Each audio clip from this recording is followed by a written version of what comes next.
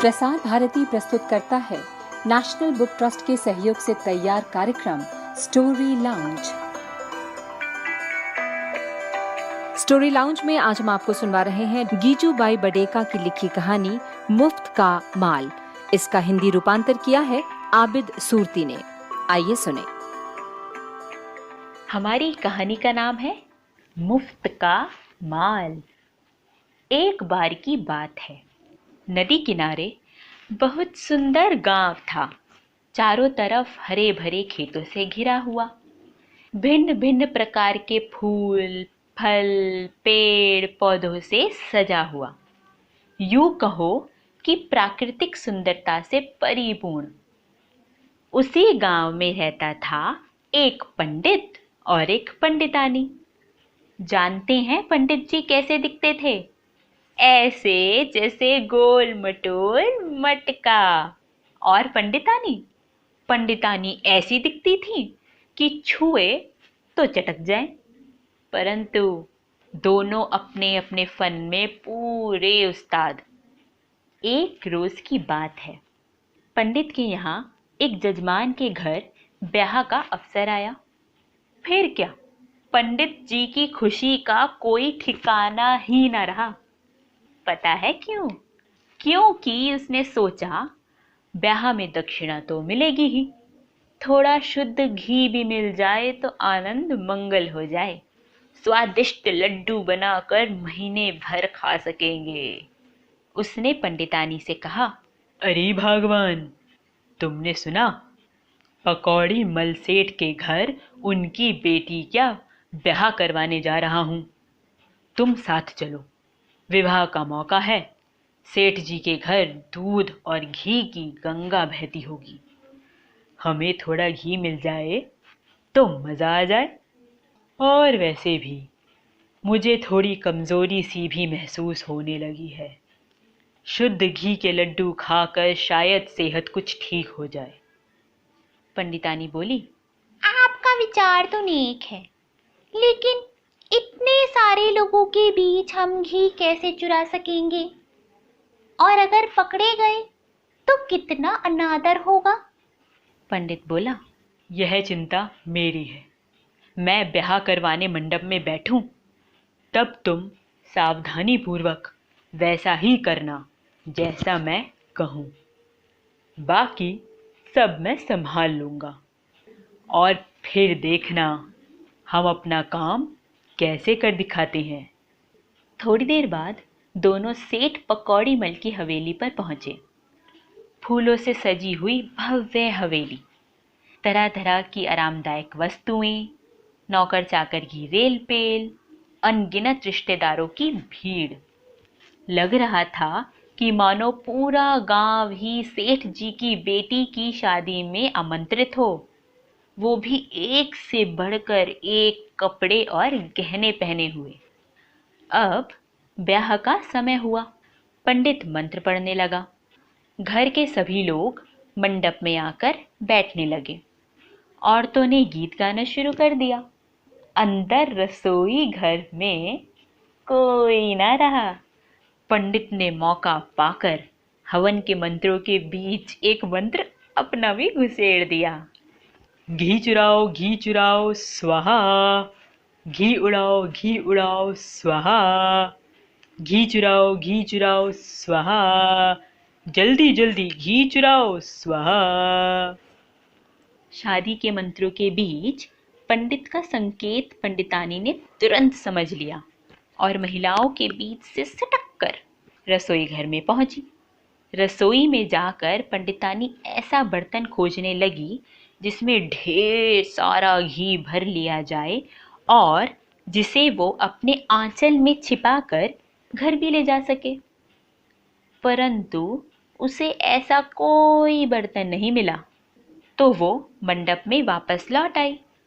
पंडितानी का उतरा हुआ चेहरा पंडित ने देखा और वो सोच में पड़ गया। भला पंडितानी घी भरकर क्यों नहीं लाई? तभी पंडितानी ने अपना करिश्मा दिखाया और अपनी बात पंडित तक पहुंचाने का उपाय निकाला। वह गीत गा रही महिलाओं के बीच बैठकर गाने लगी। कहना बड़ा आसान है जी, कहना बड़ा आसान है जी, खाली हाथ चुराना मुश्किल, कोई कटोरा ना कोई कटोरी, मत कहियो रे मुझको बुज़दिल, कहना बड़ा आसान है जी।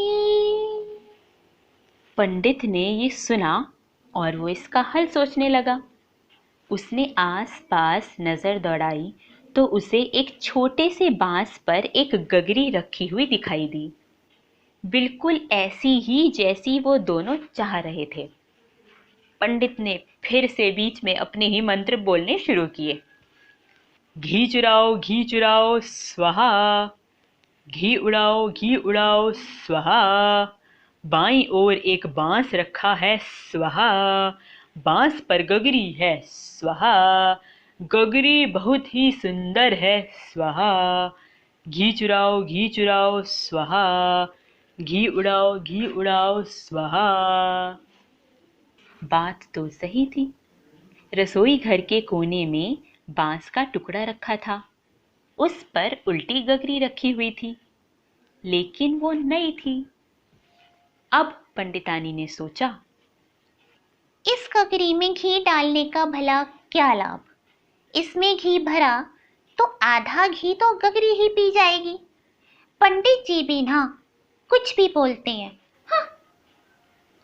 यह सोच पंडितानी ने फिर गाना शुरू किया।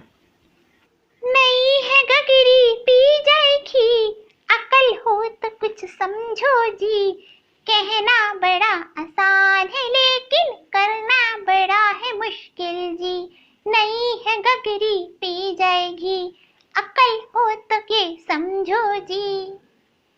अब की बार पंडित तिलमिला गया। उसने खुद से कहा, गगरी घी पी भी गई तो तेरे बाप का क्या जाएगा, घी तो सेठ जी का है ना। फिर पंडित ने क्रोध शांत करके घरवाली को समझाने के लिए फिर से मंत्र बोलना शुरू किया। घी चुराओ स्वाहा, अब जल्दी जल्दी घी चुराओ स्वाहा, आधा घी गगरी पी जाएगी स्वाहा, बाकी आधा हम पिएंगे स्वाहा, इस बार जो घी ना चुराया स्वाहा, तो मुझसे बुरा कोई ना होगा स्वाहा, घी चुराओ स्वाहा। अब तो काम बन गया। पंडितानी घी चुराकर घर पहुंची और उसने ढेर सारे काजू, बादाम, शक्कर, गोंद, किशमिश और आटा मिलाकर केसरिया लड्डू बनाए। फिर दोनों ने जमकर खाए। नतीजा वही जो निकलना भी चाहिए। दूसरे रोज दोनों के पेट में दर्द शुरू हो गया। दर्द में तड़पते हुए पंडित ने कहा, भगवान, चोरी का माल किसी को हजम नहीं होता, फिर हमें कैसे होगा, बहुत दर्द है रे आ। और उन्हें अपनी गलती का एहसास हुआ। तो इस प्रकार ये कहानी समाप्त होती है। क्या आप जानते हैं कि इस कहानी से हमें क्या सीखने के लिए मिलता है? इस कहानी से हमें यह सीखने के लिए मिलता है कि जिस प्रकार पंडित जी के पास ज्ञान था, बिल्कुल उसी प्रकार प्रत्येक मनुष्य के पास अपनी एक प्रतिभा होती है। अब हमें क्या चाहिए? हमें ये चाहिए कि हम पूरी मेहनत और पूरी ईमानदारी के द्वारा अर्जित धन और अन्न का ही सेवन करें और हमेशा खुश रहें, हंसते रहें। अभी आप सुन रहे थे कहानी मुफ्त का माल, जिसे लिखा था गीजू भाई बडेका ने, हिंदी रूपांतर किया आबिद सूरती ने। कल इसी समय हम आपके लिए लेकर आएंगे मीनाक्षी बालासुब्रमण्यम की लिखी कहानी मुत्तू के सपने। ये कार्यक्रम आकाशवाणी के विदेश सेवा प्रसारण की प्रस्तुति थी।